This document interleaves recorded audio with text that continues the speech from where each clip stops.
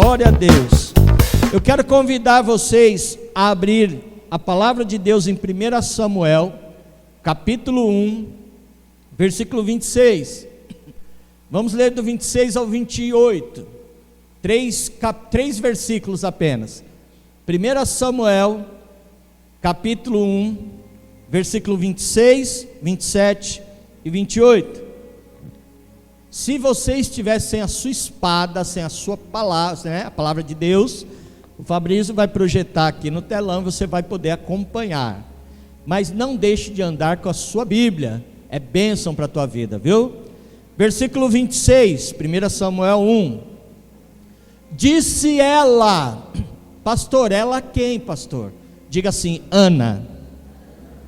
Disse ela, tão certo como vive a tua alma, meu Senhor, eu sou a mulher que aqui esteve contigo, orando ao Senhor. Por este menino orava eu. Aí, que menino, pastor? Diga assim, Samuel. Por este menino orava eu, e o Senhor me concedeu a petição que eu lhe fiz, glória a Deus. Pelo que também agora eu o entrego ao Senhor. Por todos os dias que viver, pertencerá ao Senhor, e adorarão ali ao Senhor. Aleluia. Deixa o pastor agora orar por você. Fecha os teus olhos. Meu Deus, nesta hora eu te peço a cobertura do teu sangue. Meu amigo Espírito Santo, eu me coloco, Senhor, na dispensação do teu poder, da tua unção, para que, Senhor, eu possa ser canal de bênção para esta igreja. Prepara, meu Pai, a boa terra que é os nossos corações, para receber a semente que é a tua palavra, e que a tua palavra, ela venha penetrar no mais fundo e profundo, no mais íntimo, Senhor, e que ela dê frutos, e frutos que permaneçam, em nome de Jesus. Obrigado pela oportunidade, em nome de Jesus, amém, glória a Deus. Mais uma vez você pode aplaudir Jesus, e você pode misturar aí as tuas palmas com glória a Deus, com aleluia, glória a Deus. Queridos, eu quero lembrar você, que fato é, que todo mundo na sua vida, passa por uma crise, passa por afrontas, passa por problemas, todo mundo, sem exceção, problemas pessoais e problemas familiares, todo mundo passa. Se você não passou, você um dia vai passar, porque isso, enquanto estivermos nesse mundo tenebroso, sempre vamos passar por problemas, sempre vamos ter.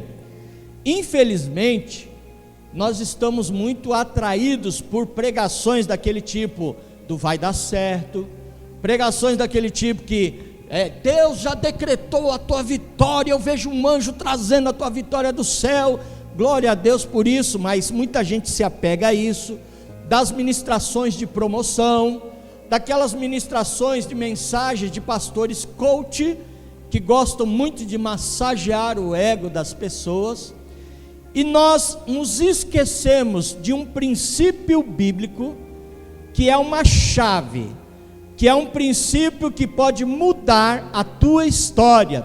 Qual é, pastor? Está lá em Tiago capítulo 4, versículo 8, diz assim: achegai-vos a Deus, e Ele se achegará a vós.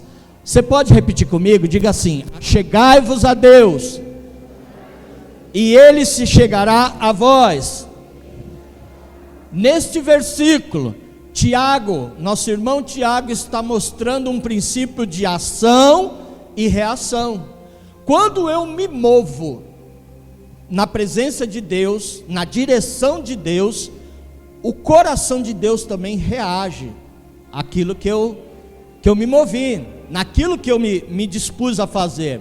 Ou seja, você quer ter mais de Deus, você quer ter intimidade de Deus, você quer viver todas as promessas de Deus em tua vida, e vencer todas as afrontas, as crises, as perseguições, então faça esse princípio na tua vida acontecer. Se achegue a Deus e Ele se achegará a vós. Como assim, pastor?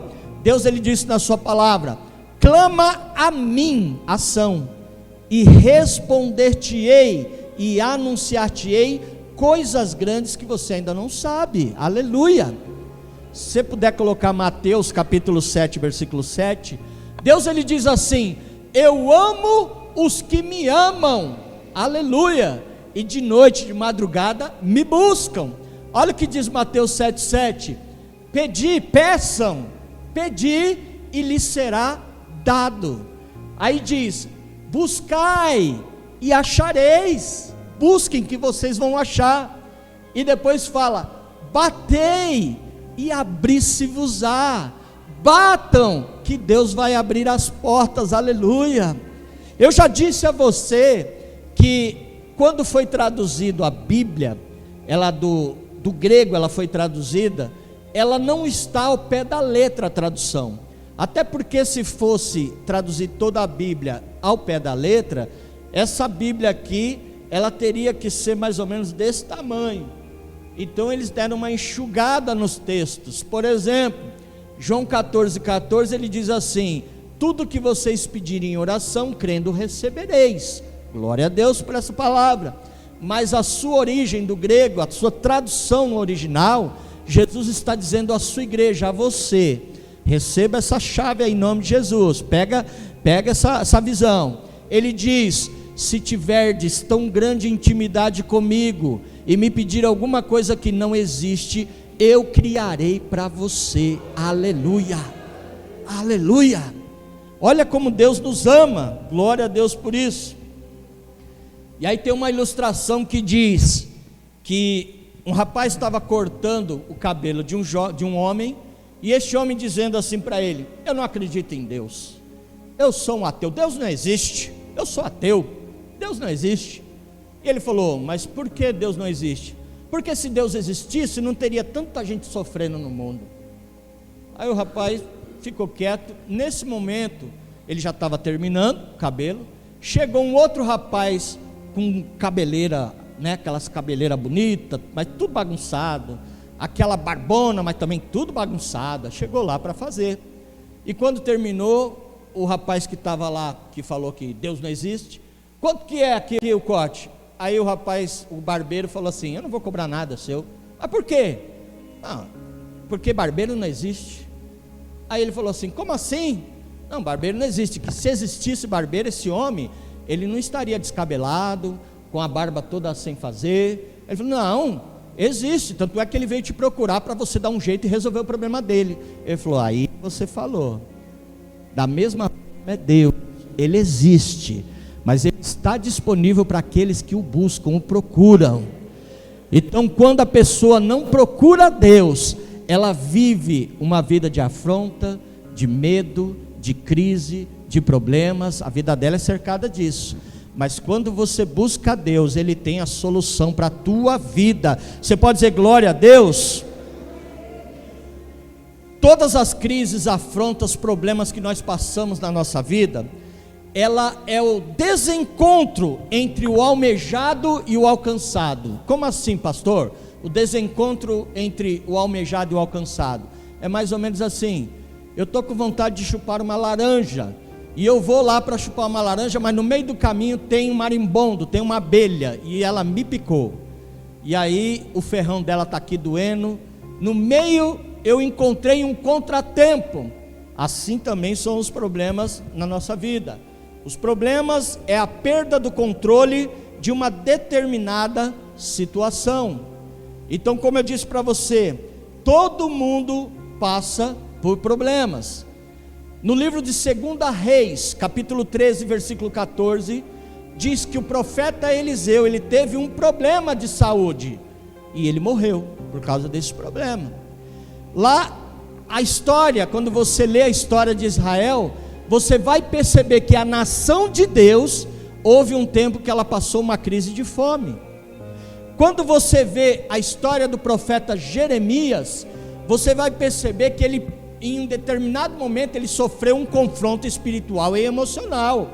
Ali em Jeremias 20, versículo 7, em diante, você vai ler do 7 até ali o 15, você vai ver as lamentações de Jeremias, ele dizendo assim: o Senhor me enganou e eu me deixei ser enganado. Ele começa a murmurar, porque as coisas começam a acontecer com ele, ele fala: Deus me abandonou.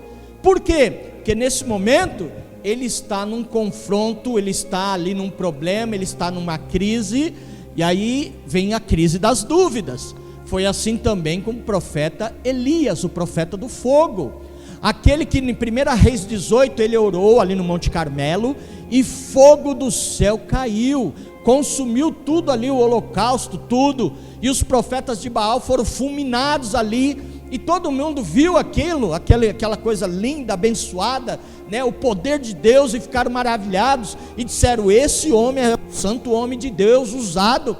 Só que depois você vai para o capítulo seguinte, capítulo 19, você vê Elias fugindo de Jezabel, porque Jezabel falou: vou lhe pegar, vou acabar com a tua vida.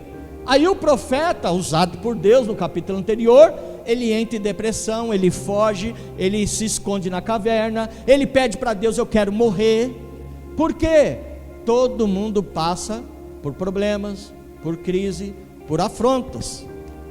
Tem pessoas que infelizmente, quando sofre uma afronta, passa por um problema, tem dificuldade de manter a paixão, tem dificuldade de manter o fervor, tem dificuldade de manter a fé em Deus.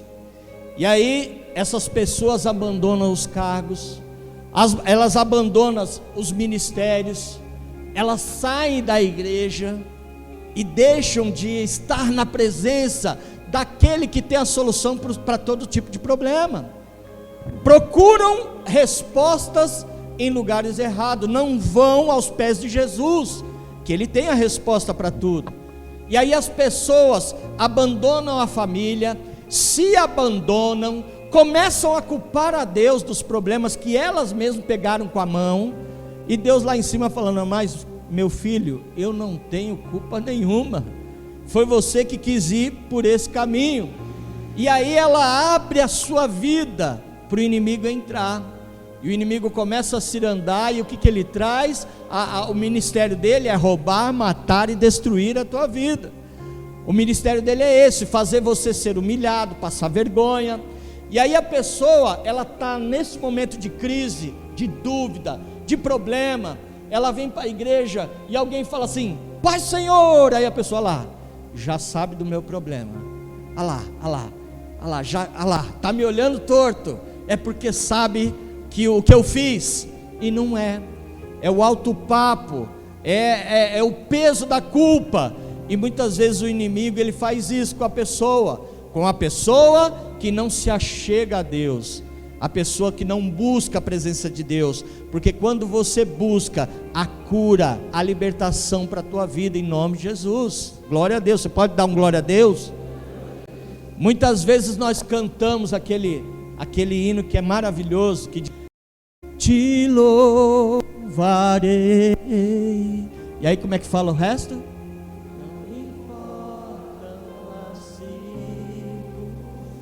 É mesmo? Você tem certeza disso? Te louvarei, não importam as circunstâncias. Tem gente que por qualquer coisinha, acabou o namoro, não quero mais saber de Deus, perdi o emprego, não quero mais saber de Deus, qualquer coisinha. E cadê a música? Cadê aquele fervor? Cadê aquela paixão? Te louvarei, Senhor, não importam as circunstâncias. Cadê? Esquecemos rapidinho. Você sabe que os salmos, se você puder projetar Salmo 121, versículo 1, os salmos, eles são lindos, poéticos, maravilhosos, são cânticos, são hinos, e alguns deles, você sabia que foram compostos em momentos de dor, em momentos de crise, em momentos de dificuldade. Esse salmo, que é um salmo do rei Davi: eleva os meus olhos para o monte, de onde me virá o socorro? Esse salmo, a história dele está lá em 2 Crônicas 23, quando Davi é perseguido pelo rei Saul, e ali Davi está ao pé do monte, que eu não lembro qual é o nome nesse momento. Ele está ao pé do monte, e a Bíblia diz que o rei Saul, ele tinha separado mais de 3.000 homens, dos melhores guerreiros de Israel, e ele tinha ido ali para matar Davi. E Davi, quando olha que ele está cercado, ele começa a ver. Eu e você, talvez no lugar dele, ficaríamos desesperados, morreríamos ali de medo, com certeza a gente estaria apavorado. Só que Davi era diferente, era um homem que buscava a presença de Deus. Ele pega ali uma pena, pega ali um pergaminho, senta calmamente e começa a compor esse salmo: elevo os meus olhos para o monte, de onde me virá o socorro? E a Bíblia diz que nesse exato momento chega um mensageiro ao rei Saul e diz: rei, os filisteus invadiu a capital Jerusalém, e nós precisamos defender. Esquece Davi, bora lá, vamos lá cuidar da nossa capital. Nesse momento o rei dá uma ordem: vamos defender a nossa capital, vamos defender a nossa pátria mãe. E todo mundo vai embora. Aí Davi, ele está escrevendo: de onde me virá o socorro? Ele olha, não tem mais ninguém perseguindo, e ele termina: o meu socorro vem do Senhor, que fez os céus e a terra. Aleluia. Você pode aplaudir Jesus por isso? Aleluia.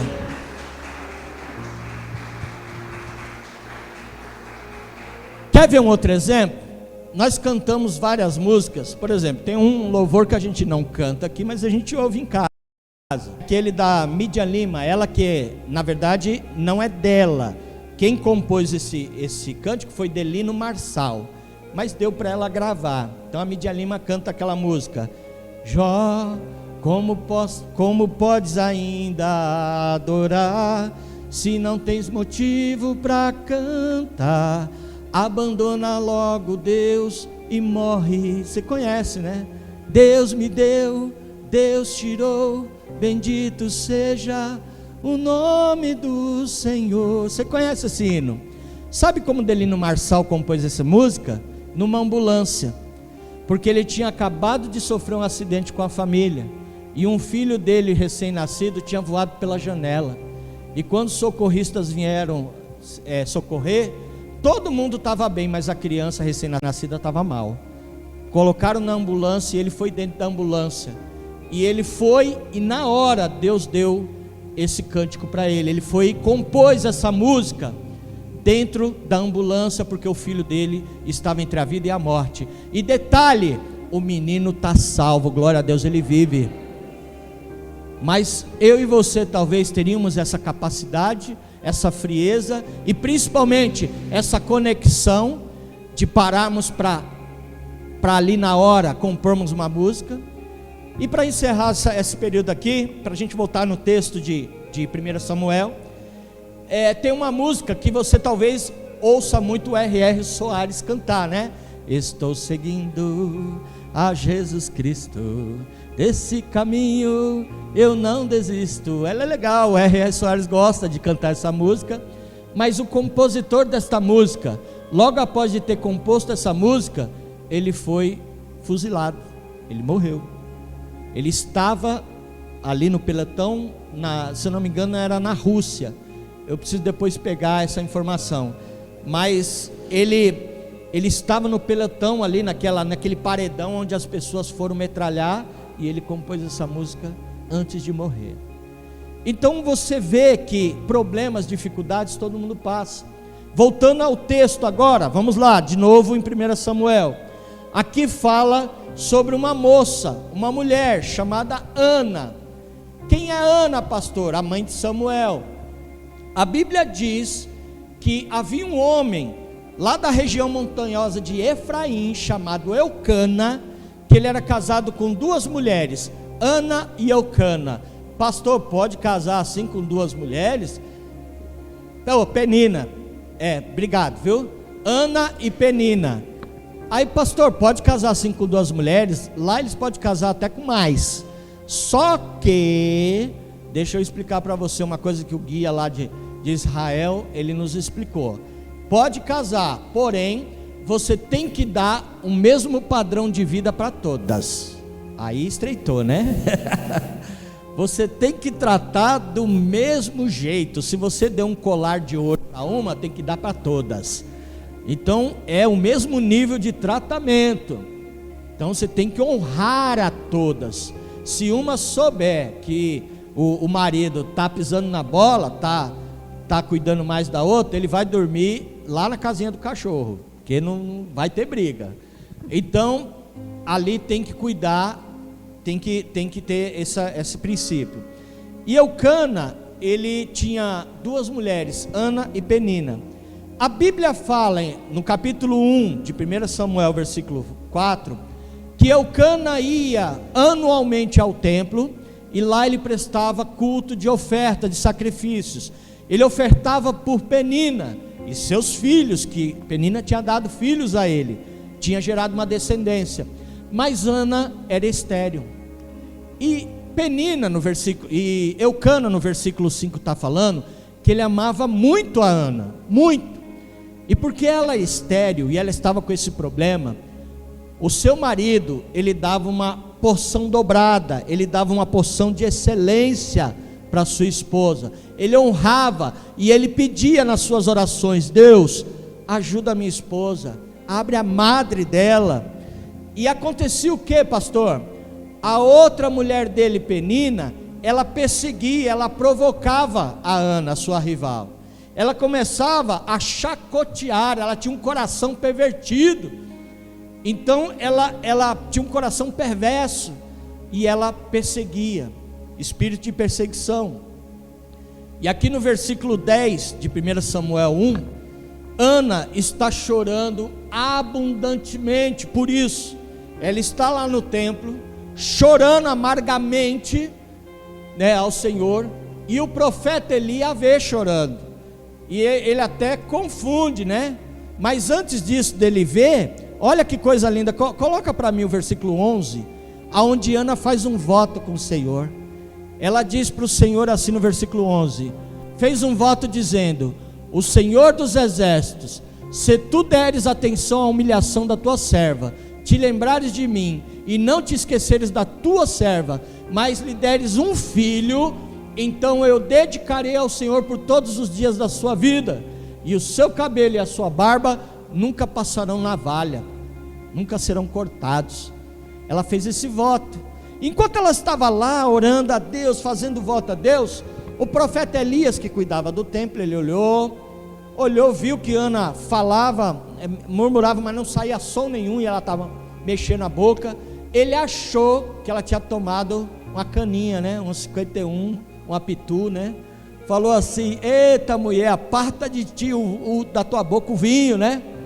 Tu tá alegre demais. E ela fala para ele assim: não, Senhor, eu sou uma mulher atribulada de espírito, eu estou agoniada, porque eu preciso de um milagre na minha vida. E o profeta ali, Elias, na hora, se eu não me engano, é versículo 19, de 1 aqui, não, deixa eu ver aqui, na oração de Ana, é capítulo 2, ele fala assim, eu já vou achar aqui, eu te falo. Na hora que ela faz oração, o profeta Elias libera a bênção e fala assim: seja feito conforme o teu coração. Ele libera céus abertos na vida dela. Aquilo que o teu coração deseja, que o Senhor conceda em nome de Jesus. E aí acontece. A Bíblia está falando que no final do versículo 19, agora, vamos lá para Ana, 1 Samuel, no capítulo 1, no versículo 19, o Senhor lembrou de Ana, né? Bem no finalzinho, ó, fala: o Senhor lembrou de Ana. Ó, o versículo que eu estava falando é o 17, achei. É 1,17, que Elias fala assim: então lhe respondeu Eli: vai-te em paz, o Deus de Israel te conceda a petição que lhe fizeste.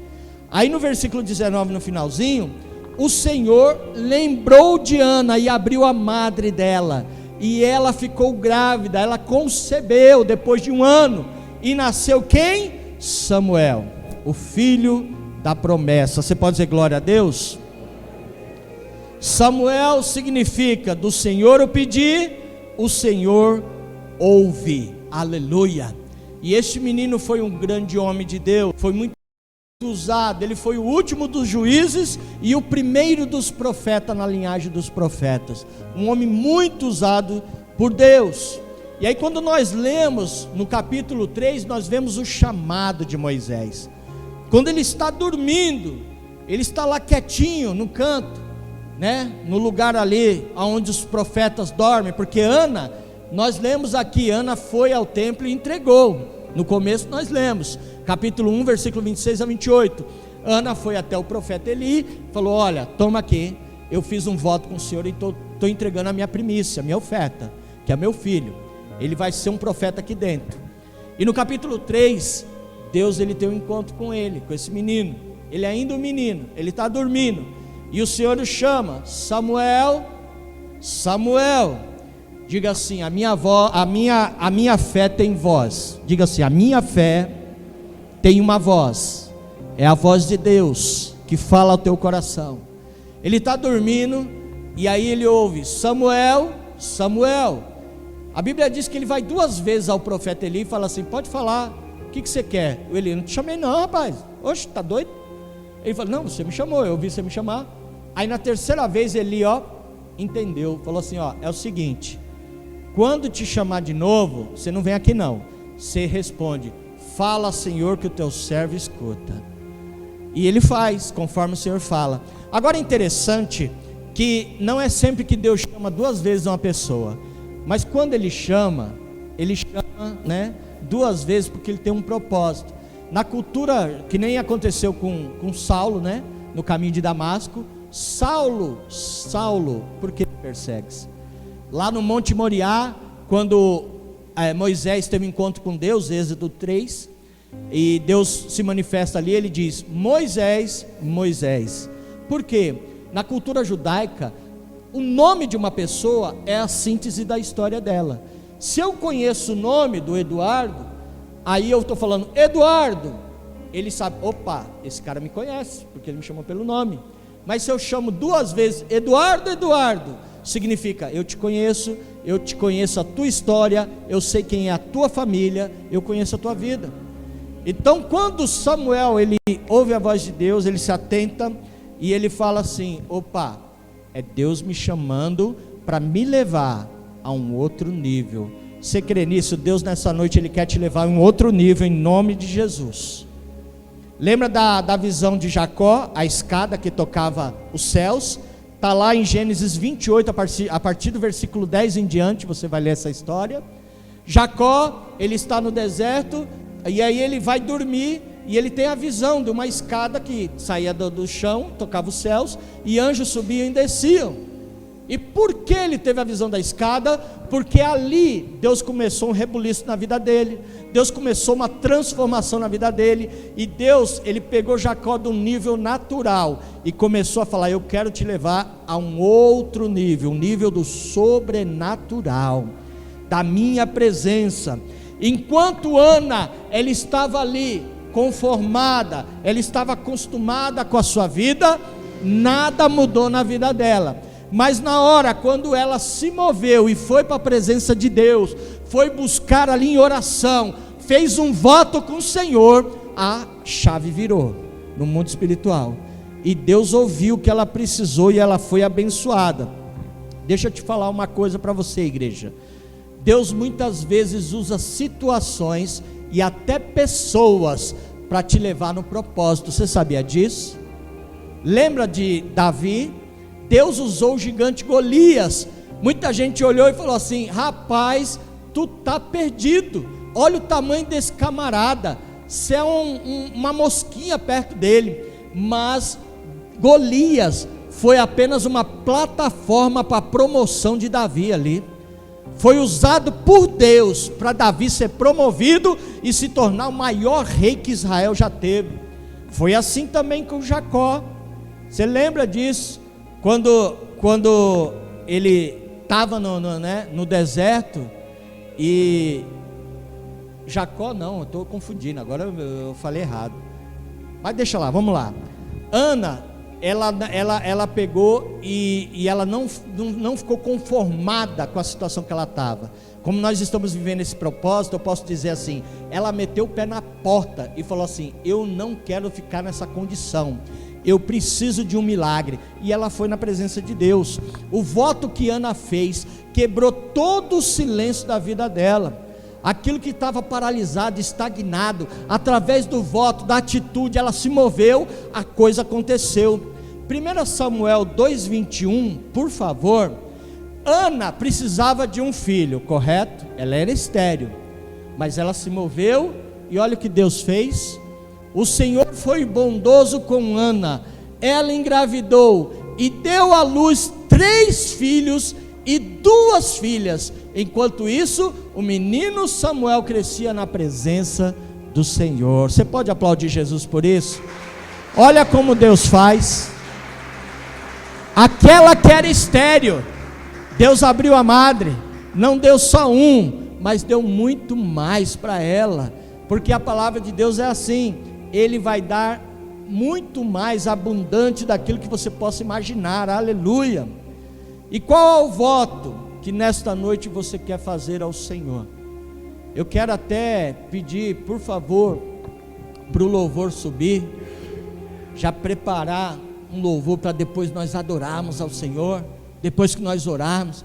E eu quero pedir que você, igreja, em nome de Jesus, fique de pé. Qual é o voto que você nesta noite vai fazer com o Senhor? Projeta, por favor, Gênesis 28, versículo 20. Eu disse para você que quando Jacó teve a visão da escada, ele estava lá no deserto, ele estava indo para a casa do seu tio, e ali ele teve a visão. Naquele momento ele fez o voto com Deus, aquele é o momento dele, ele fez o voto dele, e ele disse assim, então Jacó fez um voto dizendo: se Deus estiver comigo, cuidar de mim nesta viagem que estou fazendo, prover-me de comida e roupa, 21, e levar-me de volta em segurança à casa de meu pai, então o Senhor será o meu Deus, e veio 22 para encerrar, e esta pedra que hoje coloquei como coluna, servirá de santuário de Deus, e de tudo que me deres, certamente, Senhor, eu te darei o dízimo. Esse foi o voto de Jacó. Mas nesta noite eu quero dizer para você, qual é o voto que você nesta noite vai fazer com Deus? O seu Samuel, ele pode vir a nascer hoje, se você quiser, espiritualmente. Eu não estou falando fisicamente, mas espiritualmente. A Ana, o voto dela, o milagre dela era o Samuel. Qual é o Samuel na tua vida que você precisa? Então fecha os teus olhos neste momento, vamos orar ao Senhor. Ore comigo, apresente a tua causa. Deus, Ele diz: apresente-me as tuas causas para que eu possa te justificar. Entremos juntos em juízo, e em nome de Jesus, todo o silêncio na tua vida nesta noite está sendo quebrado.